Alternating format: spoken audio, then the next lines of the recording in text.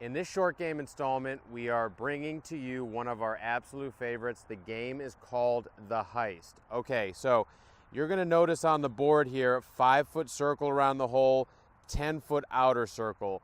Those, as always, can be constrained per the skill level of your particular junior. Critical to note, we've got spots, landing spots, that can either be hit on the fly, on bounce, or on roll, in between that 5 and 10-foot zone. That's going to be critical to the game. When we talk about game design, we talk about juniors and all golfers making interesting decisions. So there are going to be 2 ways to attack this game. You are going to be awarded points. Coaches, as I get to this point, please demarcate each player with their own color golf ball. We've got 3 sets here. We'll be using 2 for the demo. You can earn points by knocking in your golf ball into the 5-foot circle. All right, so if that one finds its way in there, that would be a single point.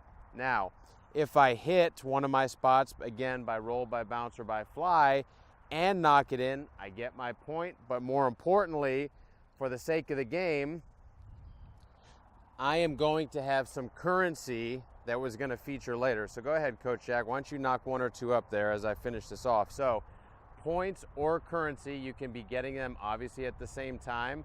We're going to talk about specifically what these points are worth momentarily. So Coach, let's rattle a couple off there. Actually, I'll throw a bunch of these up here as if we had been playing for a minute. Coach, why don't you go ahead and throw 4 or 5 up there. And we'll do this with these as well. Okay, so at this point, you've seen what a typical round may look like. Now, at some point, I can take my 3 currencies. If I get to that point, 3 is the magic number. You're gonna need an e-golf ring. We've got rings here that are 3 feet across. We find this to be the right size. You can change that up per your discretion. I can come in here and I can change the target mid-game. So I could come down here and let's just say, for the sake of the video here, that Coach Jack and the 3rd player, and maybe I was responsible for 1, but you had some balls over here in a little cluster.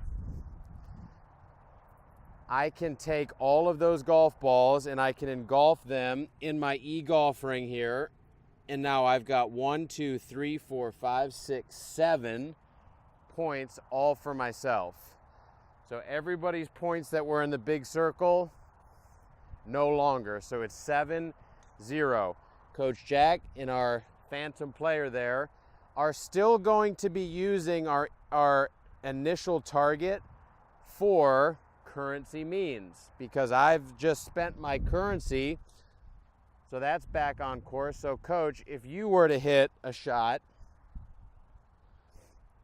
that hits one of the currency stations that goes in, he doesn't get his 1 point, but he's thrilled because he has some currency which will factor in how. So what would happen here? He could, again, plant his property anywhere on the court that he wants to. He could come and steal mine. This is why we call it the heist. You are changing locations at the same time. You're dealing with what's the strategy. Are you going for currency? Are you going for points?